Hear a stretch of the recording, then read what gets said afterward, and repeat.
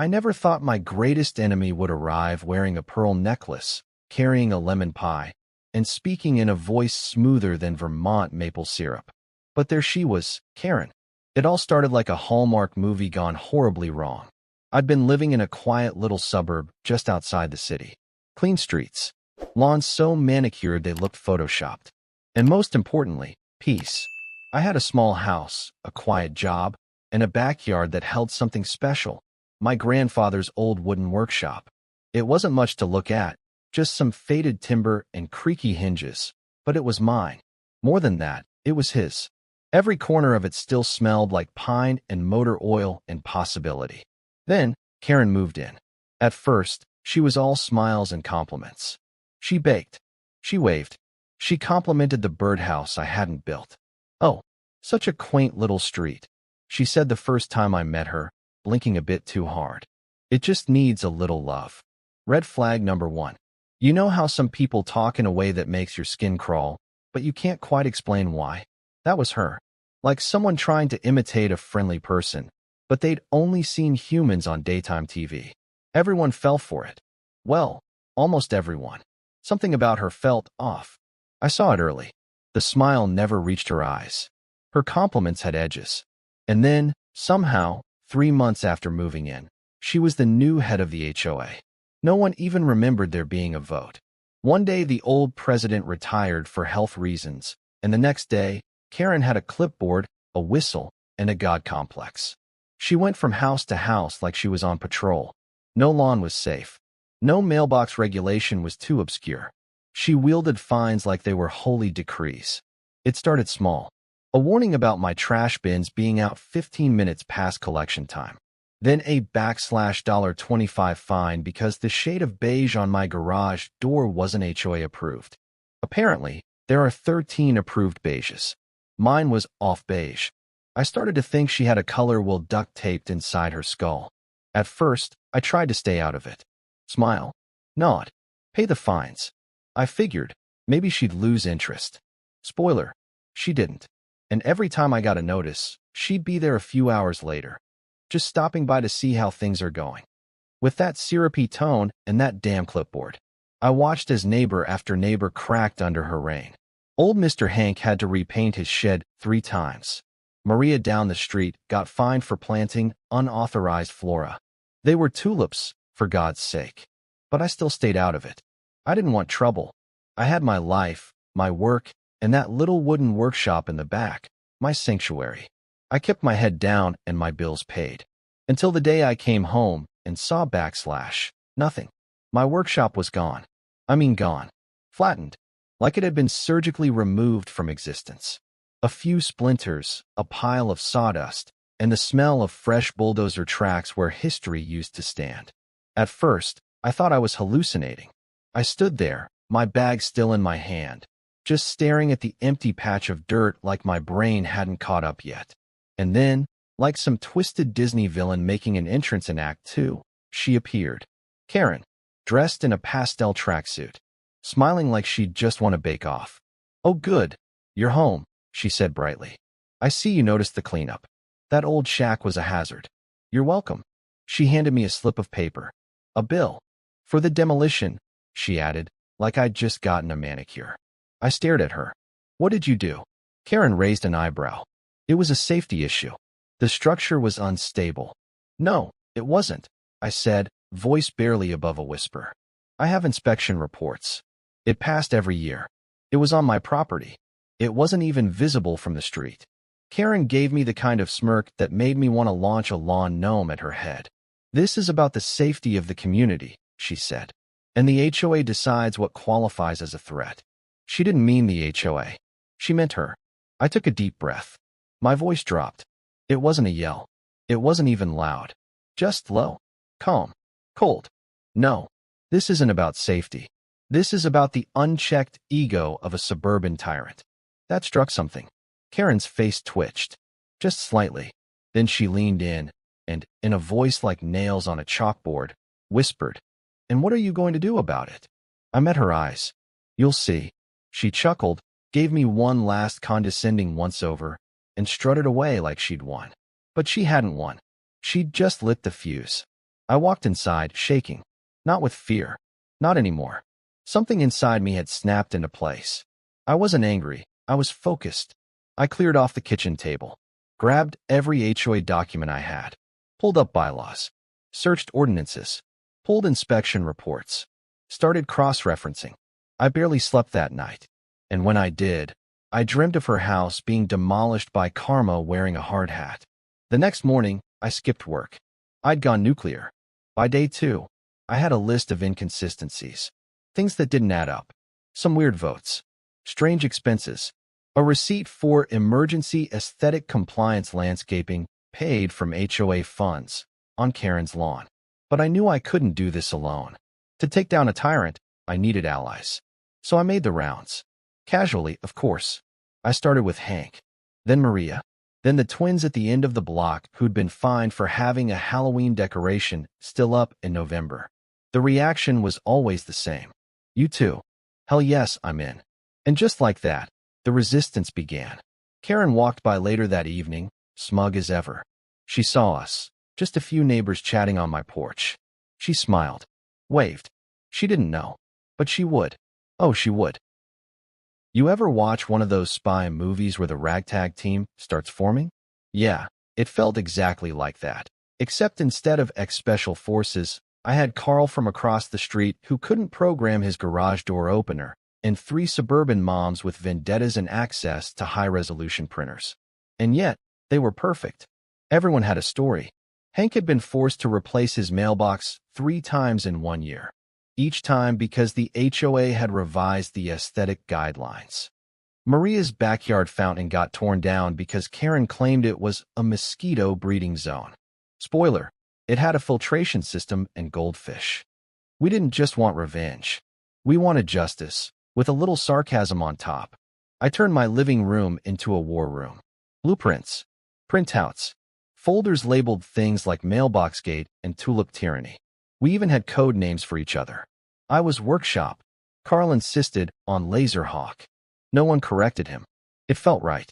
But this wasn't just a gripe session. We had a mission: find Karen's weak points and rip them open like a bag of discount mulch. I started digging into the HOA bylaws like I was studying for the bar exam. And soon enough, I started finding cracks. First up, the finances. Every HOA president has to file monthly expense reports. Most of them looked fine on the surface. But then there were weird line items. Community enhancement consultation, $3,000. Decorative compliance installation, $650.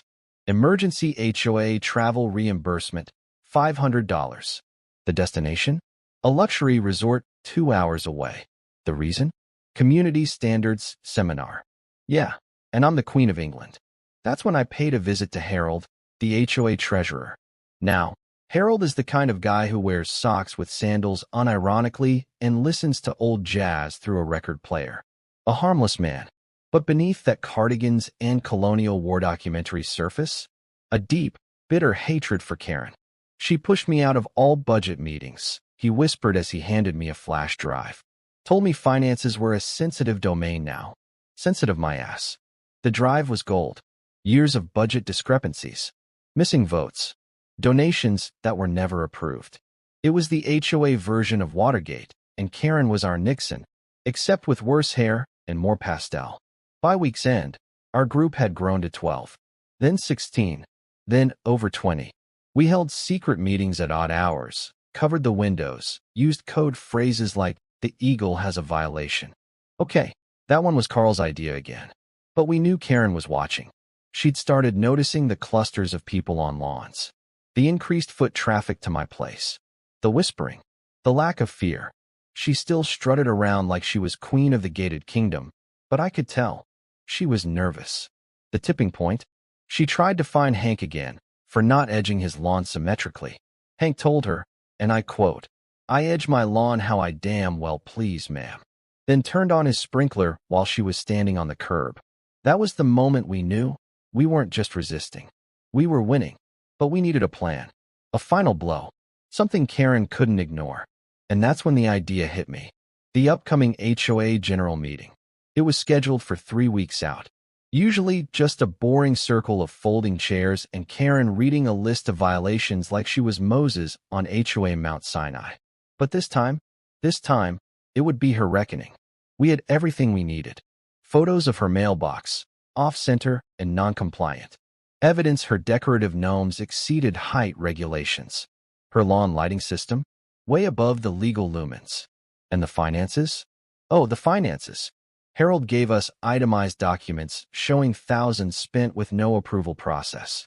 Spa visits, fencing for her private backyard, privacy enhancement initiative, even a $450 charge for seasonal motivational signs, which turned out to be 3 wooden plaques that said, "Live, laugh, love." But we didn't just want to go in with facts. We wanted style. We wanted drama. So I proposed Operation Mirror Karen. We'd take everything she had ever used against us, rules, loopholes, policies, and throw them right back at her. With military precision, we executed reconnaissance. Someone would walk their dog by her house daily and snap casual photos. Another neighbor measured her grass height with a retractable ruler while pretending to tie their shoes. Carl even faked a lost drone incident just to record aerial footage of her illegal deck extension. It was glorious. And Karen had no clue. Or maybe she did, but couldn't prove it, which made her even more paranoid. She upped patrols, started issuing warnings for things like improper wind chime placement and excessive garden gnome expression. Her power grip was slipping, and she felt it. The final touch? We printed up little invitations for the general meeting and slipped them into mailboxes like it was a royal gala.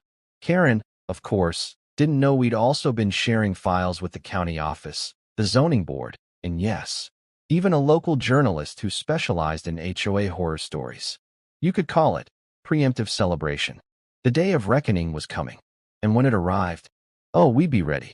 With laws, with evidence, with sarcasm so sharp it could strip paint off a non-compliant fence. This wasn't just personal anymore. It was war. The week before the HOA general meeting felt like the calm before a very judgmental storm. Karen was circling the neighborhood like a hawk with a clipboard and a superiority complex. She tried issuing a community conduct pre-warning for suspicious clustering of residents outside my house. That backfired beautifully when someone, me, printed out a copy of the HOA bylaws and stuck it in her mailbox with a highlighted section that read, "Homeowners may gather on private property without oversight or approval, provided noise ordinances are respected." She didn't appreciate the sticky note attached that said, "We checked the decimals on our laughter. You're welcome." She tried to retake control the only way she knew how. More rules. Suddenly, we were getting notices for things like unpainted shed hinges, non-symmetric seasonal wreaths, and my personal favorite, emotional hostility in facial expressions. Apparently, Hank's resting disappointed face was now a finable offense. But her desperation only fueled us. Our team was now a full-fledged HOA resistance movement.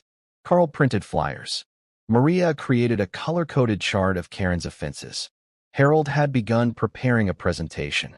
Even the kids got involved, disguising themselves as amateur photographers and capturing even more evidence around Karen's property. One kid even got a blurry photo of Karen yelling at a squirrel. I wasn't sure how that would be useful, but we kept it anyway. Morale booster.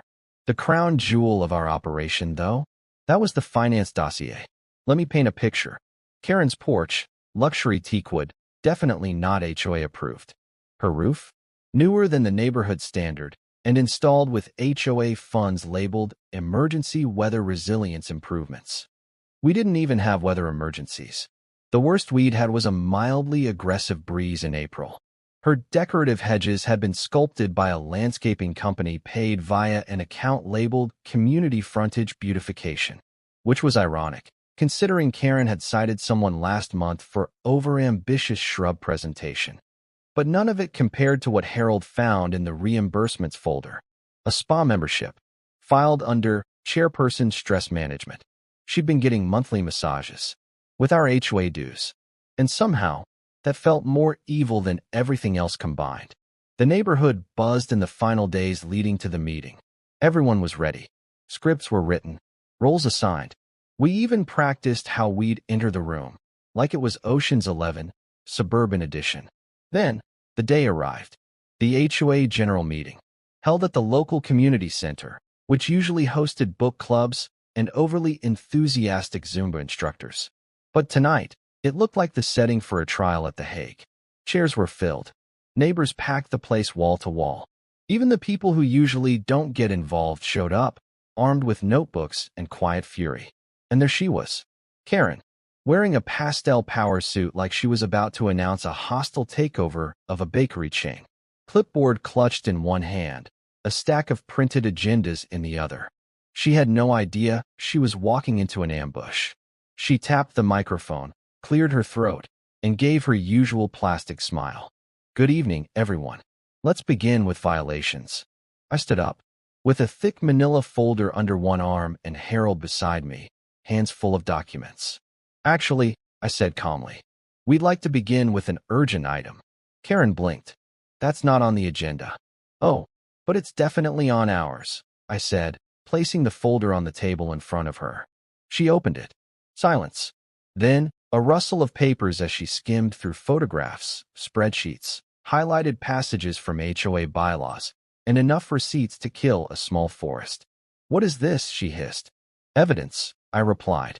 Evidence of your misconduct, misuse of HOA funds, and multiple violations of the very rules you've enforced on everyone else like some beige-clad dictator. Whispers began rippling through the crowd. Karen's smile cracked. Just slightly. This is absurd. You don't have the right. Actually, Harold cut in. The bylaws do allow members to call for a vote of no confidence, provided there is sufficient evidence and majority homeowner support. And we have both, I added, pointing to the crowd. Hands raised. People nodded. Carl held up a sign that said Karen must go in Comic Sans. Karen's face turned the color of expired yogurt. This is harassment, she snapped. You've been spying on me. No, I said, we've been observing. Lawfully. Just like you always told us to. She flipped through the folder again, more frantically now. These are misinterpretations. I had authority. I leaned in just slightly. No, Karen. You had a clipboard and a god complex. She tried to glare at Harold. You betrayed me? Harold shrugged.